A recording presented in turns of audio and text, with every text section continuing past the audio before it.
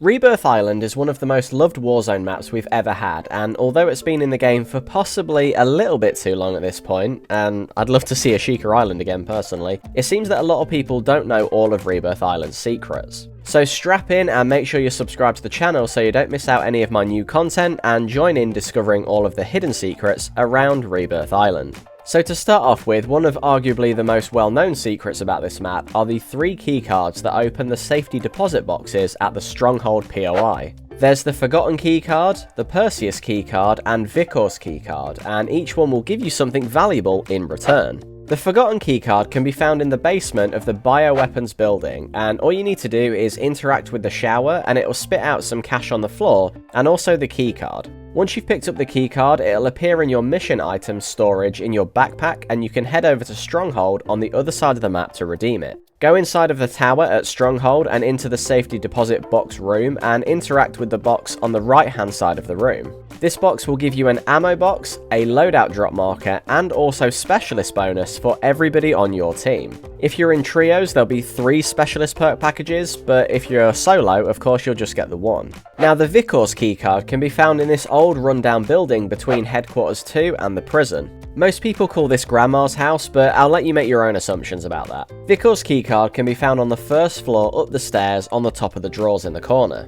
Once again, head into the safety deposit box room and interact with the box on the left hand side of the room to receive lots of cash and an advanced UAV kill streak. This is probably the weakest keycard to get out of the 3 of them, but it's often not picked up, so if you do see it, it might be worth using it. The third and final keycard is Perseus's keycard, which is found in this small L-shaped building to the south of Factory. I guess this is the factory offices officially, but I don't know what other name you'd actually call this one. Anyway, the keycard is on the shelf in the main office room, and again, once inside the room at Stronghold, you can open up the middle box this time and get lots of cash and a loadout drop marker for free. Alright, so moving on to the next secret, and this is a multi-step Easter egg that in the end will give you the following items. It'll give you an advanced UAV, a durable gas mask, the only instance of the Warcry field upgrade that you can get on this map. It'll also give you a blueprint for the DG56 assault rifle from Modern Warfare 3, a utility box, and 4 special perks, and finally the Foresight kill streak, which lets you see every future circle for that match.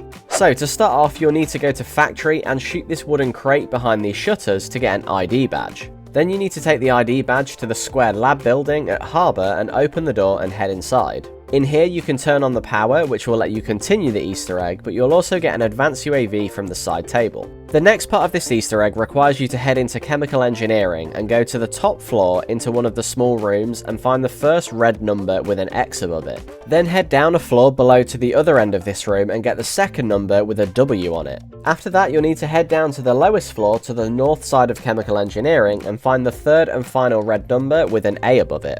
Once you have all 3 numbers, you'll need to go into the small room with the water tanks on the wall with terminals opposite them and interact with each one to get the water tanks to their respective numbers. Now this can be a bit awkward to do, but I've actually done a full guide on how to do this a while ago, which goes into this with a little bit more detail. Once the water pressure has been stabilised, you'll get a durable gas mask for your team and also 1 instance of the Warcry field upgrade, which is basically the Black Ops 6 version of Battle Rage. In fact, actually, it's the Black Ops 6 version of Squad Rage, which is the Battle Rage for your whole team. But anyway, moving on. Finally, head into Industries and go to the lab/armory area near the buy station on the north side and look at the computer screen with the progress bars on it. You basically want to get the numbers next to each progress bar, starting from the biggest to the smallest to create your code. Once you have the code, turn around and enter it on the keypad to open the first armory cabinet and get your free utility box and 4 special perks. Now you might notice that above the keypad to open the cabinet with Foresight inside it, there's 3 green dots. Now you can actually do any step of this Easter egg without doing the other bits if you just want the individual loot from each step. So say you do the first 2 parts of the Easter egg and you don't want to go to the third and final part, only 2 green lights will show up above the keypad for Foresight, so I hope that makes a little bit more sense. Okay, so the next secret on Rebirth Island is there's actually a selection of free items dotted around the map that can be really handy during the late portion of a game. One of those free items are self-revives. Now, there's a self-revive on top of the wheelie bin near the buy station at Living Quarters. There's a self-revive on top of a bin just inside the ground floor of Control Center. There's a free selfie on the bin behind the building at Shoreline buy station. And finally, there's a free self-revive in the medical rooms on the top floor of prison. Now, from the testing that I've done, these self-revives spawn in all the time, in every single match, so if you don't see one of them, it's highly likely that someone else has taken it. There are some other free items too, but these don't seem to spawn in every single game, so you kinda need to get lucky with this. So to start off with, we have the utility boxes. Now, there's one inside this tent near the IKEA buildings. There's another utility box on this little landing platform behind the houses. There's also another utility box on the small platform behind chemical engineering, and finally, there's also another utility box on the big wooden crates by the buy station behind the bioweapons building.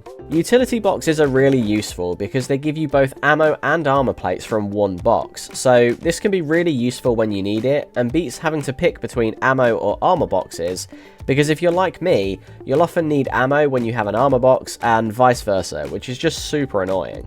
Now, moving on to one of the final secrets is the unknown phone that is located inside Headquarters 2 in the basement. Go inside and then head down the stairs and you'll see a yellow door with a special ID scanner on the wall. When these scanners were first introduced, to open this bunker door you needed to scan yourself 27 times on 27 different days. Now, I don't know if this is still a requirement, I don't think it is, but I've scanned myself over 99 times now, so I can't say for certain, but I'm pretty sure you don't need to do that now. Once you've scanned yourself and the bunker door opens, inside will be 4 loot crates and also a phone on the desk, which gives you XP and money every 30 seconds that one of your team members is holding it. You can only drop the phone if you die now that Black Ops 6 doesn't have the old backpack system, so if you lose the phone, you or a teammate will need to pick it back up again to start getting the bonuses. The next secret that you might not know about is kind of an extension of the last one. Now, when you use an ID scanner, you'll be given a keycard which can range from a bronze keycard all the way up to an Orion keycard. Using these keycards at a buy station will give you loot relative to your favourite loadout, which is usually just your first custom loadout, but you can change which one is marked as your favourite in the gunsmith. However, if you get a silver keycard or better, you'll actually be given your perk package from your favourite loadout, and you'll also get your tactical and lethal items as well. Now, a semi-recent change in Warzone has meant that when you kill a bot in a casual playlist, there's a chance they'll actually drop a supply UAV kill streak, and what that does is it highlights any loot crates that are near to you.